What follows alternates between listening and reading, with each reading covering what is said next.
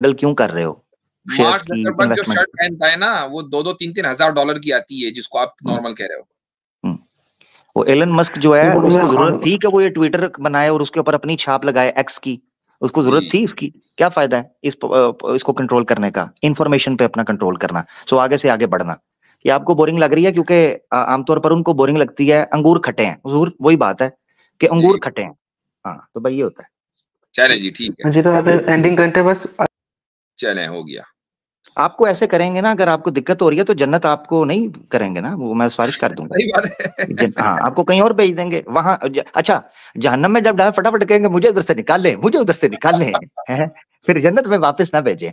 हदीस अल्लाह के रसूल ने कहा, एक बंदे को दुनिया की तकलीफों ने तोड़ दिया होगा और उसकी तबाही फेर दी होगी, इतना उसको सताया होगा दुनिया की मुसीबतों ने, एक डुबकी जन्नत के अंदर उसकी लगेगी, भूल जाएगा कि दुनिया के अंदर क्या हुआ था।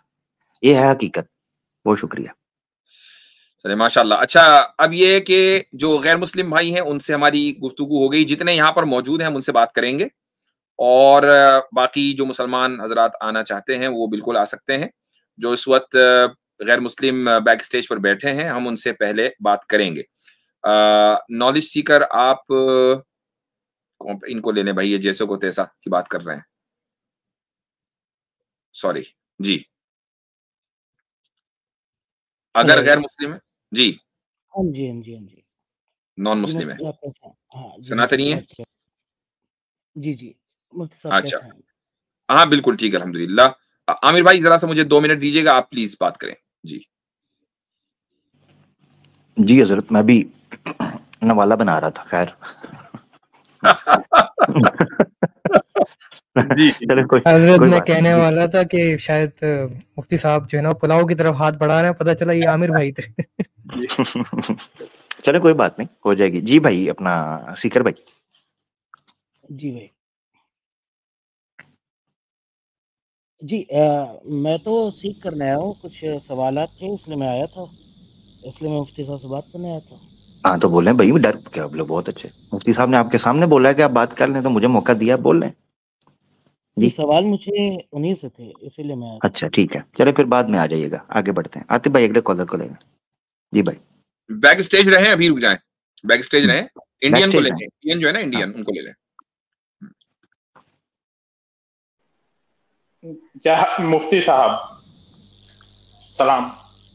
जी जी भाई, मैं सारों ने यार, मैं अभी खाना ही खा रहा हूँ।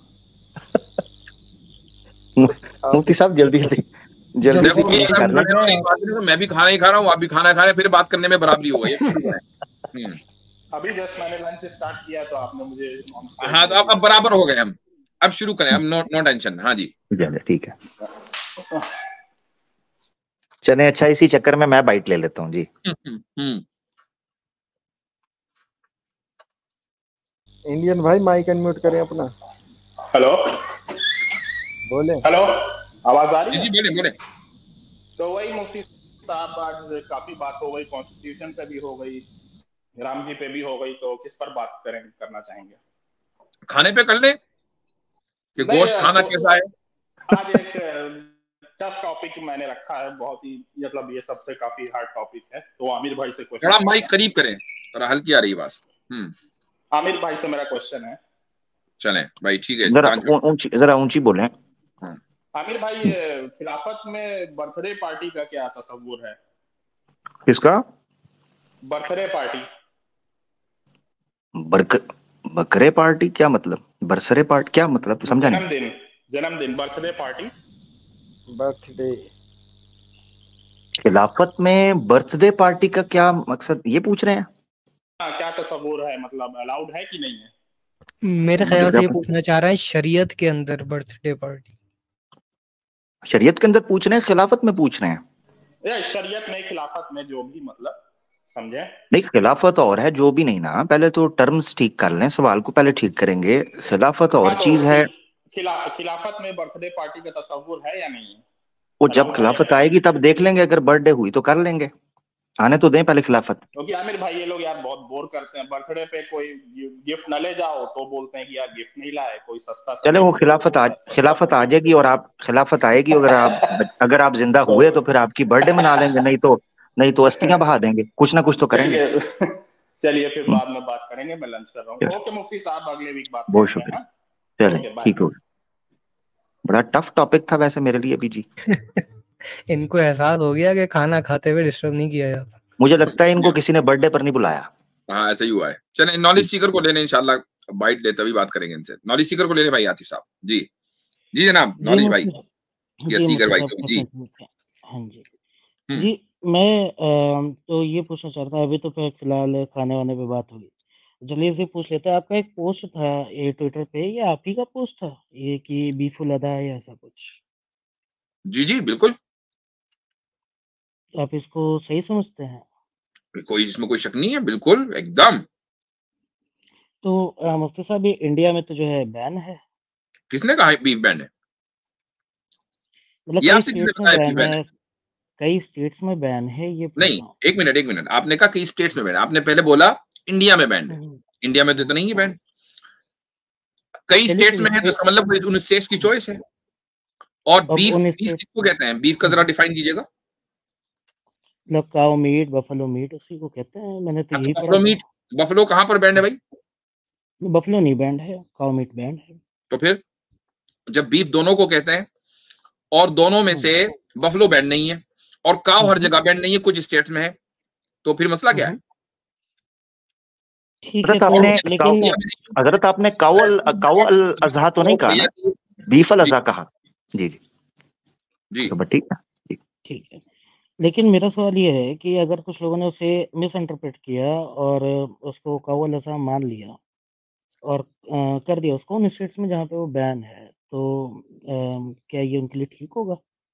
नहीं, तो वो मिस इंटरप्रेट करने वाले के ऊपर जाएगा ना वो बाल, मेरे ऊपर तो नहीं आएगा ना। यानी मिस नहीं इंटरप्रेट आप करें, जिम्मेदारी मैं लूं? देखिए आपने वो यानी डाला पहला है पॉइंट, एक मिनट। सॉरी पहला पॉइंट नहीं बना तो आपने कहा जी अब किसी के लिए ये हो जाएगा। भाई आप हजरत से पूछें उनकी मुराद क्या है। अब हजरत ने ये ठेका तो नहीं ना लिया कि रीट्वीट करने वाला क्या मुराद ले रहा है क्या नहीं। आप हजरत से पूछें। हाँ जी ठीक नॉलेज है। भाई, लगता है इतराज आपका बन नहीं पाया तो अब आप मैं दूसरों पर डाल नहीं रहे हैं, ऐसे ना करें। नहीं नहीं मैं कोई एतराज ऐसा बन नहीं पाया या ऐसा कुछ नहीं है, मैंने ये फॉलो अप क्वेश्चन था। ठीक है, तो आप हाँ कह ठीक रहे है। हैं कि उसकी देखें जिम्मेदारी आपकी नहीं है। देखें, एक बात सुने, जी बताइए। मैंने वो ट्वीट क्यों की हम्म, उसको देखना जरूरी है। ठीक है। वो ट्वीट इसलिए की कि हिंदू भाइयों ने हम्म, एक ट्रेंड चलाया कि अच्छा वीगन ईद उल अजहा, ठीक है? अच्छा अच्छा। तो क्या मतलब कि नहीं जी, हम ये प्रमोट कर रहे हैं कि आप जानवर ना काटे, केक काटे, बाकायदा वीडियो वगैरह हम्म, बनाई केक काटने की कि ये हो रही है ईद उल अजहा। हम्म, मुसलमानों ने अच्छा। नहीं बनाई, हिंदू ने बनाई। इसी हम्म, तरीके से अभी वीडियो के शुरू में, आज स्ट्रीम के शुरू में हमने एक बंदे के ऊपर बात की, क्या नाम है, आचार्य प्रशांत के ताल्लुक से हम्म, बहुत वीडियो वायरल हुई कि जी नहीं मुसलमान जो है मतलब वो गुनाह का केक काम, ऑफेंसिव था किसी के लिए या ऐसा कुछ, नहीं नहीं मतलब मैं ये जानना चाह रहा नहीं, मुसलमानों के ताल्लुक से उन्होंने वीडियो बनाई है कि मुसलमान ये हूँ। गुनाह का अच्छा काम कर रहे हैं, ठीक है? अच्छा तो अच्छा। ट्विटर पर ट्रेंड चला कि वीगन ईद, ईद उल अजहा, हम्म, यूट्यूब पर वीडियो आई कि मुसलमान गुनाह का काम कर रहे हैं अगरचे इकोनॉमी को फायदा हो रहा है। अब हम ये अच्छा कह रहे हैं कि भाई हम बीफ उल अजहा मनाते हैं, तो आप ये कहते हैं कि नहीं आपने हमारे सेंटिमेंट्स हट कर दिए। तो मेरा जो हैशटैग था वो रिस्पांस में था वीगन वालों के, हम्म, ठीक है? नहीं तो मैं ये हमें पूछना चाह रहा के हूँ कि सेंटिमेंट्स को वीगन हट जो नहीं है करना। जी वो क्या किसी के सेंटिमेंट्स को हर्ट कर रहा था? ये वीगन जो है अगर जी वीगन कोई केक जी काट भी जी, रहा है। मेरे सेंटिमेंट्स हर्ट हो रहे थे अच्छा बिल्कुल, क्योंकि अच्छा मैं वीगन नहीं हूँ। ठीक है। चले तो फिर कुछ मेरे दोस्त हैं जो कुरान को भी डोरमेट बना के बैठे हुए हैं। ठीक है, अच्छी बात है। चलें जी, आगे बढ़े। आमिर भाई ड्रॉप हो गए हैं, तो जरा उनको लीजिए। मुफ्ती साहब ये तो बता दें कि हाथ जो है वो बीफ के पाए में है या मटन के? सैंडविच था। अब देखें, अरे बीफ और मटन के दरमियान फर्क जरा मुश्किल हो जाता है, मुझे ऐसा लग रहा है कि बीफ ही था। अच्छा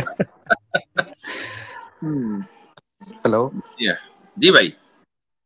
जी, अस्सलाम वालेकुम। मैं मुस्लिम हूँ, हम्म, तो मैं क्या सवाल कर सकता हूँ? जी जी बिल्कुल। अच्छा, मेरा एक क्वेश्चन ये है, मेरे कुछ दोस्त हैं जो पिछले 2-3 साल से ईद, जैसे मैं इंडिया से हूँ, तो वो सऊदी के हिसाब से, चांद के हिसाब से करके ईद एक दिन पहले कर लेते हैं। इंडिया में जैसे पूरे इंडिया में। हाँ, इंडिया में। तो इलाहाबाद के से वो दोस्त हैं, 4-5 दोस्त हैं। अकेले ही पढ़ते तो होंगे और हाँ, नमाज? जी जी, हाँ। तो वो मतलब सऊदी के कॉन्सेप्ट से ही करते हैं। वो तराबी भी उसी हिसाब से एक दिन पहले चलते हैं, नमाज भी ईद पढ़ भी। लिया करें।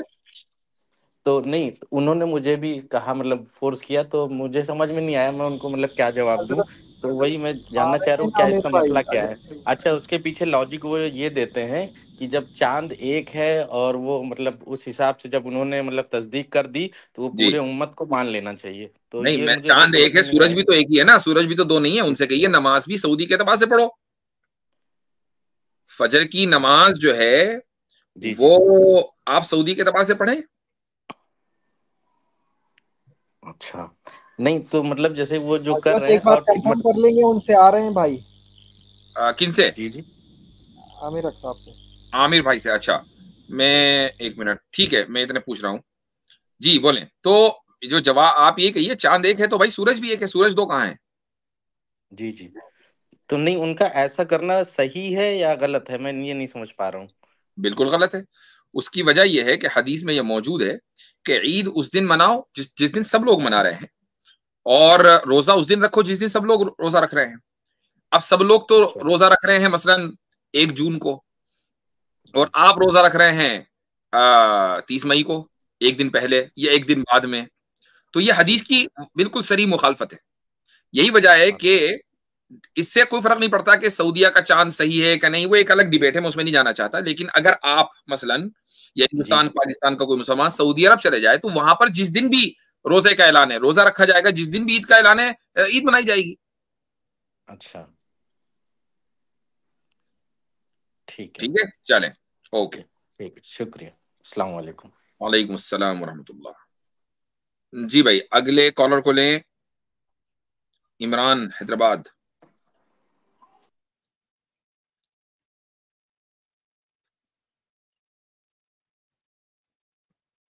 जी इमरान भाई, माइक अनम्यूट करें अपना।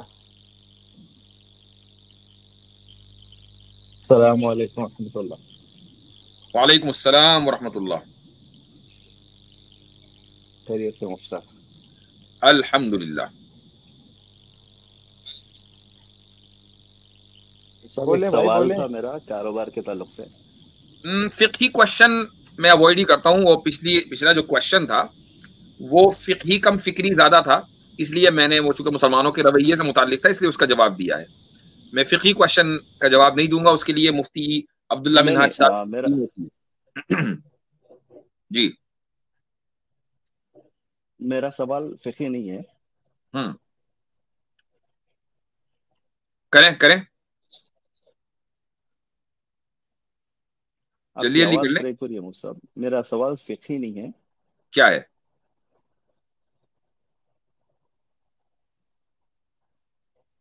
बोलें भाई, मेरी आवाज आ रही है मुफ्ता?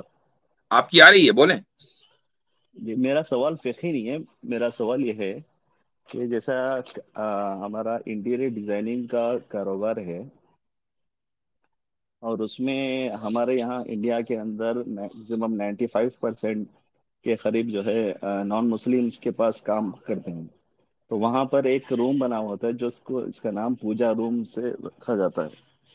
तो सवाल ये था कि क्या वो पूजा रूम के भी ये उसको फिक्ही भी ही क्वेश्चन है उस भाई मेरे भाई, काम ये के फिक्ही अंदर उसको क्वेश्चन भी है काम कर कि सकते हैं मुझे उसके ये पास? काम करना चाहिए, ये काम नहीं करना चाहिए। और इस ताल्लुक से मेरी राय ये है कि आपका जो करीबी मदरसा जहाँ दारुल इफ्ता है वहां जाइए और वहां से फतवा ले लीजिए। ठीक है, तो आप ये फिक्ही क्वेश्चन है, बहुत इंपॉर्टेंट क्वेश्चन है लेकिन फिक्ही है। आप किसी दारुल इफ्ता से, मोतबर दारुल इफ्ता से जो आपके इलाके में हो, नहीं तो फिर बड़े बड़े मदरसे हैं इंडिया में, दारुल उलूम देवबंद है, दारुल उलूम नदवतुल उलमा है, मज़ाहिर उलूम है, वगैरह वगैरह, आप वहां लिखें। अब तो ऑनलाइन सहूलत है, आप सवाल लिखेंगे जवाब आ जाएगा 15-20 दिन में, उस पर अमल कर लीजिएगा इंशाल्लाह। ठीक है, चलें, ठीक, शुक्रिया। बेहतर बेहतर, चलिए। अस्सलाम वालेकुम। वालेकुम अस्सलाम रहमतुल्लाह। अच्छा भाई, अगले बंदे को ने रिफ्यूट बातिल। अस्सलाम वालेकुम मुफ्ती साहब। वालेकुम अस्सलाम। मुफ्ती साहब, मेरा एक सवाल था, थोड़ा पेचीदा सा है, मैं ये सोच रहा हूँ पूछूं ना पूछूं, क्योंकि मैं खुद बिलीव नहीं करता। मुफ्ती साहब, मेरे पैर में ना बर्थ मार्क है, तो कई लोग जैसे मिलते हैं ना तो कई तरीके की बातें करते हैं। कोई कहता है कि मतलब तुमको ये जला के भेजा है ऊपर से अल्लाह पाक ने, कोई होल्ड कहता है ऑन, कि तुम नीचे आने आतिफ भाई जरा सा जगह बनाए, वो आने आ रहे हैं जी। जी हाँ जी, तो क्या लोग कहते हैं? जी, लोग ये कहते हैं कि मतलब लोग हैं तो उसमें कुछ हिंदू अहबाब भी होते हैं और मुस्लिम भी होते हैं। तो वो लोग मतलब मेरा तो बिलीव है नहीं, मुझे तो ये मैं तो मानती हूँ कि जो कुछ होता है अल्लाह की मर्जी से होता है, जो भी हमारे लाइफ में हो रहा है। तो अब बर्थ मार्क है तो वो ये कहता है कि तुम्हारी लाइफ तुम आना नहीं चाह रहे थे तो तुम्हें जला के भेजा है। और मेरी अम्मी जो है वो थोड़ा कम पढ़ी लिखी है, तो वो ये कहती हैं कि तेरे पैर में ये बर्थ मार्क है तो तुझे ऐसी ही जॉब मिलेंगी भागने दौड़ने वाली। तो और वाकई में उनकी बात है, अभी तो मैंने फेस भी की है, पता नहीं उन्होंने सबकॉन्शियसली बिठा दिया है वही सिकंदर की तरह। सिकंदर की अम्मी कहा करती थी बेटा तू राज करेगा राज करेगा। तो हालांकि मैं नहीं मानता इस चीज को, तो इसका मैं यही पूछना चाह रहा था शरीयत में इसकी क्या हकीकत है ये बर्थ मार्क वगैरह की, क्योंकि मेरे को अभी तक सिटिंग जॉब्स नहीं मिली है। मैं भागता दौड़ता रहता हूँ फ्लोर, कभी 3rd floor, 2nd floor, 1st floor. तो बस यही पूछना था मेरे को। एक बात बताएं कि ये जो भागने दौड़ने वाली जॉब है ये इंडिया पाकिस्तान का हर दूसरा तीसरा नौजवान कर रहा है, ठीक है? तो क्या हर एक के बर्थ मार्क ऐसा ही है जैसे आपका है? ऐसा तो नहीं। ये तो कोई ये सारी की सारी इसको कहते हैं अंधविश्वास कि जी वो कह दिया कि जॉब इस तरह की मिलेगी। किसी दिन आप एक काम करें कि इस अंधविश्वास को खत्म करने के लिए आप छोटी मोटी तिजारत शुरू करें, तो हो सकता है कि कुछ मेहनत करके उसमें बरकत हो जाए तो आपका अंधविश्वास खत्म हो जाएगा। वरना ये जान लीजिए कि इंडिया में हर वो नौजवान, दूसरा नौजवान जो जॉब कर रहा है वो भाग दौड़ वाली ही जॉब कर रहा है। जॉब होती है भाग दौड़ वाली भाई, उसमें भाग दौड़ ही होती है अक्सर व बेशतर। नहीं, अगर वो कह रहे हैं हजरत, माजरत चाहता हूँ मेरा नेट डिस्कनेक्ट हुआ था, अगर वो कह रहे हैं कि बर्थ मार्क की वजह से है तो पहले तो जॉब छोड़ दें, जो कर रहे हैं वो जॉब छूट जाएगी। उसके बाद कोई ये अपना उबर वगैरह ड्राइविंग, हाँ नहीं प्लास्टिक सर्जरी करा ले, बर्थ मार्क बदल बाद में देखें। वो भी है। नहीं मुफ्ती साहब मैं नहीं मानता, मैं नहीं मानता ये चीज, मैं नहीं मानता। तो मैंने बोला ना कि बात यही खत्म हो गई। अब आप जब नहीं हाँ। तो बात यही खत्म हो गई। ये सबकॉन्शियस वगैरह कुछ नहीं है, आप नहीं मानते इसी पर रहें। बर्थ मार्क का कोई इससे लेना देना न लेना एक न लेना दो बिल्कुल नहीं है, कतई नहीं है, इसका उससे कोई ताल्लुक नहीं है। आप अपनी वालदा को भी ये समझाइए कि इससे कुछ नहीं होता। और ये अच्छा चलो, ये तो आपकी वालदा ने बिठा दिया, आपके तो सबकॉन्शियस में ये भी बैठ गया कि आप आना नहीं चाह रहे थे तो अल्लाह ताला ने जलाया वाला या फिर आप निकले। भाई यार मतलब कमाली हो गए। तो ये काम निकल कर आया है। हाँ, और मुफ्ती साहब मेरा एक कमेंट्स था थोड़ा आचार्य जी पे, जो आचार्य जी बोल लेते हैं अभी कुछ समय पहले वीडियो। अब आपका सवाल हो गया क्योंकि मुझे जल्दी जल्दी निपटाना है। वो आचार्य जो बोलना था 1 मिनट का करें, जल्दी बोले जल्दी। वो 1 मिनट का कमेंट्स ये था कि वो कहते हैं जैसे कि वेजिटेबल्स में कम कॉन्शियस होता है, तो शायद उन्हें अभी कार्निवोरस प्लांट के बारे में नहीं पता कि जो कार्निवोरस प्लांट होते हैं ना वो हंटिंग भी करते हैं। इतना कॉन्शियसनेस जो होता है प्लांट का इतना एक्टिव होता है। ठीक चले, शुक्रिया बहुत बहुत, जज़ाकुमुल्लाह खैरन। अच्छा भाई मोहम्मद सुफियान जी। वालेकुम अस्सलाम। मोहम्मद सुफियान के बाद वाहिद अफजल साहब है, फिर कॉल जॉनसन है। जी जी भाई। मुफ्ती साहब मैं पूछना चाह रहा था कि ये जो जानवर है इनके लिए जन्नत जहन्नम होगी या नहीं, क्योंकि जहाँ तक मैंने सुना है या जाना है तो यही पता चला है कि न जानवर के लिए जजा है न सजा है। तो क्या कुर्बानी के जानवर के लिए भी यही पैरामीटर्स हैं? कुर्बानी के जानवर के लिए ताल्लुक से जो हदीस है वो ये है कि वो जानवर पुल सिरात पर आपकी सवारी बनेंगे, लेकिन वो जन्नत में नहीं जाएंगे। बस ये कि वो सवारी यानी उनको भी जिंदा किया जाएगा और आपकी सवारी बनेंगे और उस पर सवार होकर आप जन्नत में दाखिल होंगे, लेकिन वो खुद जन्नत में नहीं जाएंगे। उनको इस दुनिया के लिए बनाया गया है, तो जिस चीज को इस दुनिया के लिए बनाया गया उसको उसका काम मुकम्मल हो गया और वो अपना काम मुकम्मल करके वो चीज खत्म हो जाएगी। जन्नत में इनका कोई काम नहीं है, जन्नत में इनसे बेहतर चीजें हैं। क्योंकि जन्नत में भी इनको अगर मान लीजिए लेकर भी जाया जाए, काम तो ये इंसानी का करेंगे ना, चूंकि जानवर है, अब इनको इंसान तो बनाया नहीं जाएगा। तो जब इनको काम वहां पर भी इंसानी का करना है तो भाई इनको थोड़ा सा रिलैक्सेशन मिलना चाहिए कि नहीं? जी। तो मुफ्ती साहब इससे मेरे 2 वो थी बात, जैसे एक जानवर है वो जंगल में रहता है और उसका पैर टूट जाता है, तो वो तो उस पे ज़ुल्म हुआ, क्योंकि वो तो ना जन्नत में जाएगा ना जहन्नम में। किसने जुल्म किया? इंसान ने जुल्म किया या ये खुद हो गया? वो अगर तो फिर इंसान ने मुफ्ती जुल्म किया तो इंसान जहन्नम में जाएगा।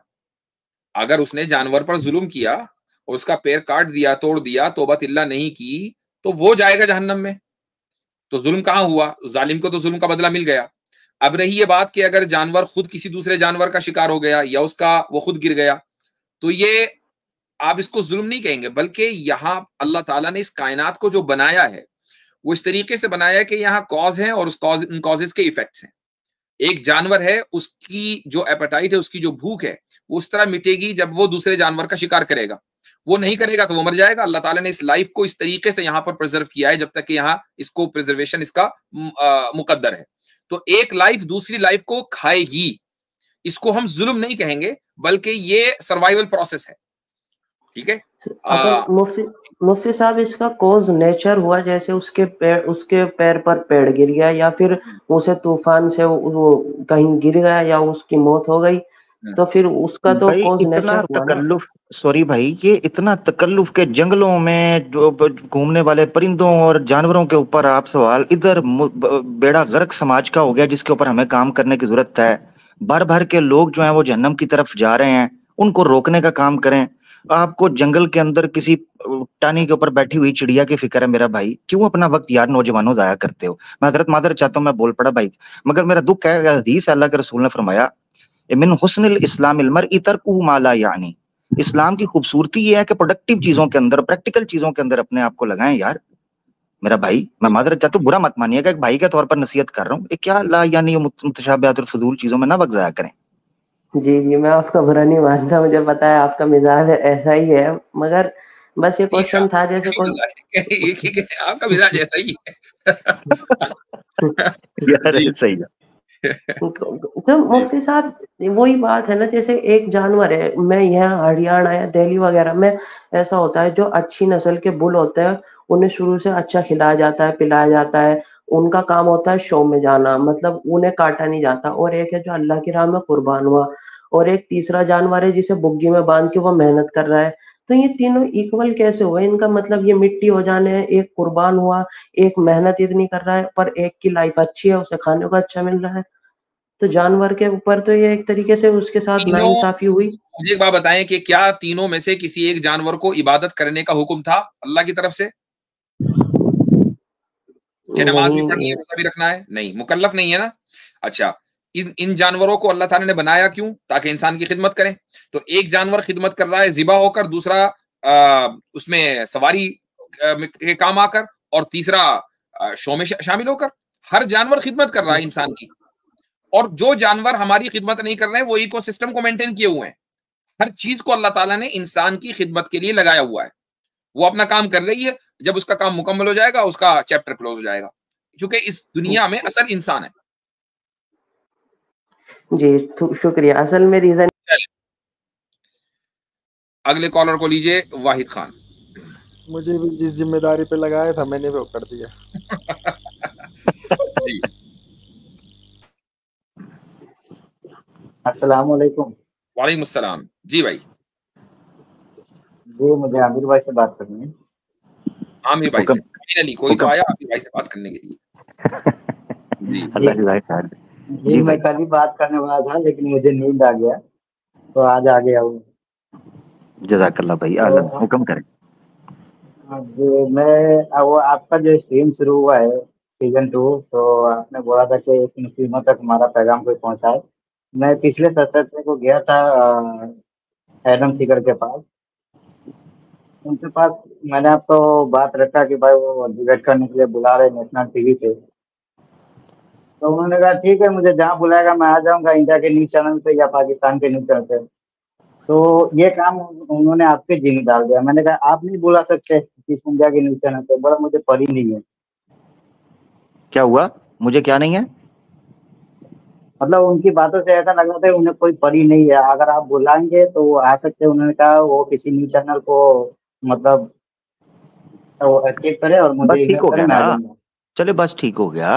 हमारा काम था बात पहुंचाना। अब सनातनियों को ये चीज समझनी चाहिए कि फिर हम अब इस्लाम के मुफ्ती साहब तो क्वेश्चन आंसर सेशन कर रहे हैं कि आप सवाल कर, मेरा तो मैं तो अपना फिर पॉलिसी मेरी तो ओपन है कि भाई मैं फिर आप इस्लाम के ऊपर इतराज क्यों करें, फिर हम आपसे भी तो पूछेंगे ना भाई आप किस जगह पे खड़े हैं। तो ये तो चलता रहेगा, ये चीज है, बस इतनी सी बात है। Thank you so much. ठीक है, हाँ तो चले ठीक है भाई। नवीद साहब को ले लीजिए। अस्सलाम वालेकुम मुफ्ती साहब। वालेकुम अस्सलाम व रहमतुल्लाह। मुफ्ती साहब, मैंने पूछना था कि निकाह का लुग़वी माना क्या होता है, क्योंकि गूगल पे सर्च करें तो इसका मतलब इंटरकोर्स लिखा हुआ आता है। जी इसका हाँ, एक्चुअल अरबी में क्या माना है? यही माना है, लिंग्विस्टिक यही माना है। अच्छा, इसके और भी कोई अरबी में माना है? मैंने जो थोड़ी अल-मुअर्रद में देखी थी तो उसमें था कि जैसे बारिश जमीन पे गिरती है, कतरे गिरते हैं और वो जज्ब हो जाते हैं, या आंखों में नींद पूरी तरह आ जाए। लेकिन मैंने कहा आपसे जरा राय ले लूं। तमाम चीजों में एक ही चीज यानी मुश्तरका होगी, और वो ये है कि दो चीजों का आपस में मिलना। तो एग्जैक्टली देखें, ये सामने आ गया। अब ये है निकाह के जो लिंग्विस्टिक मीनिंग है वो है ज़म और तदाखुल। ज़म यानी आपस में मिलना, तदाखुल एक दूसरे में दाखिल होना। तो इसका लफ्ज जो है, ये लफ्ज जब टहनियां आपस में मिलती हैं तो उसके लिए भी लफ्ज इस्तेमाल होता है, तनाकहतिल अशजार, दरख्त आपस में मिल गए। जी अच्छा, मैं इसमें थोड़ा सा मुझे थोड़ा सा वो आ रहा था कि जैसे फर्ज करें बच्चों को पता लगता है तो हम निकाह का मतलब डायरेक्ट इंटरकोर्स है, जो कि वो भी एक हकीकत है। लेकिन जब वो इंग्लिश में पढ़ते हैं और वो उनको वो कहा जाए कि जी अब फलाने का इंटरकोर्स है, मतलब अरबी में ना कहें, इंग्लिश में कह दें कि भाई अब आज इसका और इसका इंटरकोर्स है, तो ये एक थोड़ा सा इसको कैसे हैंडल किया जाता है? इसको ऐसे हैंडल करें कि निकाह का, वैसे इंटरेस्टिंग सवाल आपने किया। निकाह का जो माना है वो लुगवी तो वो है लिंग्विस्टिक मीनिंग, लेकिन उसका एक टेक्निकल यानी शरई डेफिनेशन भी है। वो शरई डेफिनेशन है अक्द। तो जब हम ये कहते हैं कि फलाने का या फलानी का निकाह है, तो आप हम मुराद इंटरकोर्स नहीं ले रहे हैं, बल्कि मुराद ले रहे हैं अक्द। तो आप उर्दू में कहते हैं निकाह, यानी निकाह की जगह हम लफ्ज अक्द भी बोलते हैं, बल्कि अक्दे निकाह बोला जाता है, या ये कहा जाता है कि अक्दे मसनून है। क्योंकि मैंने फिर जब इंटरकोर्स का डाला अरबी इंग्लिश में तो उसका लफ्ज आया इत्तिसाल जिनसिया। इत्तिसाल जिनसिया उसको छोड़ दीजिए। जी जी आमिर भाई। सॉरी हजरत, मैं ये अर्ज करने लगा था, ये कुरान की डिक्शनरी के हवाले से हजरत भी तस्दीक कर देंगे। बड़ा नाम है इमाम रागिब अस्फहानी का, अल अस्फहानी, मुफरदात अल रागिब अस्फहानी। वो नून के हरफ में अगर आप चले जाए तो नकाह के बारे में लिखते हैं, अस्लुन निकाही लिल अक्द, जो हजरत ने बयान किया, लिल अक्द सुम्मा इस्तुईरा लिल जिमा। क्या माने मुफ्ती साहब? जोड़ा, जोड़ना, गिरा में बांधना, ठीक है, जोड़ना। जी जैसे आमिर भाई तो फिर रिपीट कर दें ताकि मैं वो वापस किन की आपने बात की है? इमाम रागिब अस्फहानी, उर्दू में भी मिल जाएगी, इमाम रागिब अस्फहानी, मुफरदातुल कुरान, मुफरदातुल कुरान पीडीएफ में मिल जाएगी। इसमें हरफुन नून में जाएंगे तो नून ना का हा, ना काफ और हा, इसमें जाएंगे तो लिखा जी मैंने नॉर्मल मॉडरेट डिक्शनरी में जब देखा नकाहा को तो उसमें फिर यही आया था जो अभी हम देखिए, मैं यहाँ थोड़ा सा इजाफा कर दूं आमिर भाई। वो ये कि ये मसला जो है ना एक थियोलॉजिकल और फिक़ही मसला की बुनियाद है, तो वहाँ इसकी वजाहत जरूरी है कि निकाह के जो लुगवी और इस्तिलाही माना वो क्या है।